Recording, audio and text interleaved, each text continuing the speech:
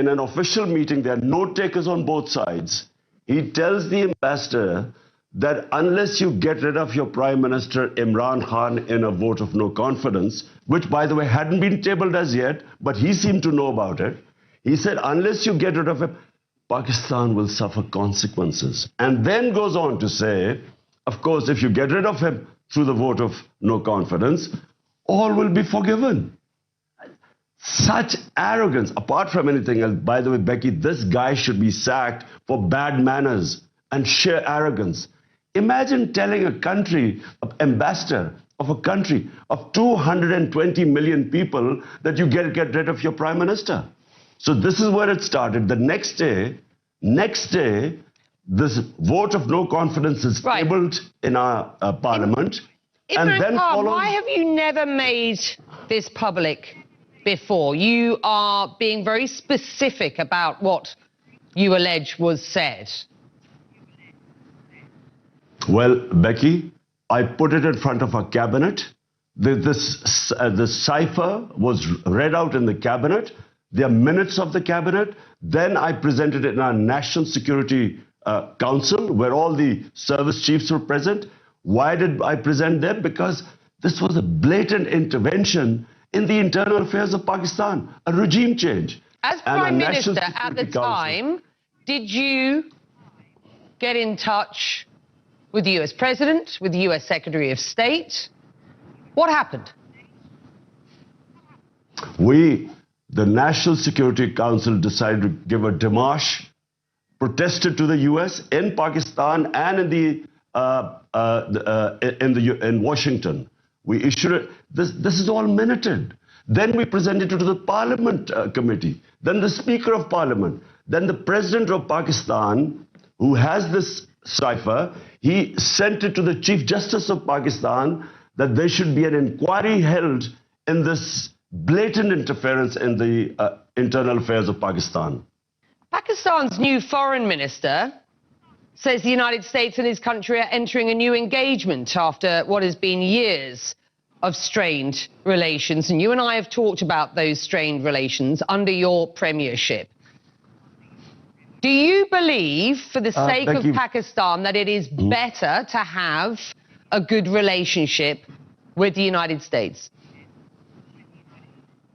Becky, I had perfectly good relationship with the Trump administration. It's only when the Biden administration came and it coincided with what was happening in Afghanistan. And for some reason, which I still don't know, they never got in touch with me. There was no US ambassador to Pakistan. I have no idea. But look, my point is very simple. 220 million people of Pakistan elected me. My first responsibility is to the people of Pakistan. My responsibility is for the well-being. We have 50 million people living below the poverty line. So when Russia offers us 30% discount on oil and 30% discount on wheat imports, India does the same. India is part of the Quad, part of the strategic alliance with the US. India imports oil from the US, but for some reason, this was taken against me, as if I was being anti-US or anti-American. The US, let me repeat, has rubbished the notion that they have been involved in regime change in Pakistan. You continue to assert what they suggest is a conspiracy theory here. Do you genuinely believe that the US has been behind a regime change in Pakistan? Before this happened, before this meeting with Donald Lu and our ambassador, the US embassy was calling members of my party who were some of the backbenchers who were not happy.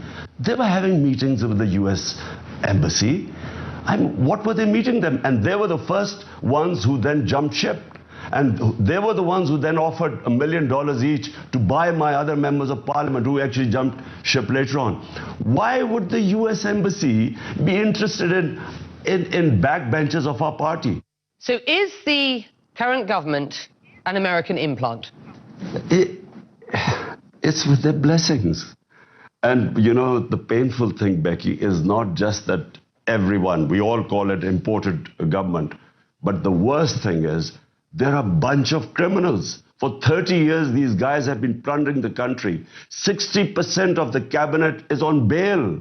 You were in Russia meeting President Putin the day he announced the war in Ukraine. The optics didn't and don't look good, do they? They didn't, Becky, but let me explain to you, this visit was planned a long time back, and all the stakeholders in Pakistan were on board. The military wanted hardware from the Russians. We wanted oil. There was a gas pipeline which was being negotiated for the past 6 years before my government came in. So this trip was planned a long time before. How would I know that the day I land in Moscow, President Putin decides to go into Ukraine? I wasn't supposed to know that. Do you regret that trip now? I would regret if we had known about the invasion and then I had gone in, I guess I would have regretted it, because I do not believe in military solutions. I have opposed all military ways of achieving political ends. So, but I wasn't supposed to know. Imran Khan, will you run again? Will you run again as Prime Minister in the next elections?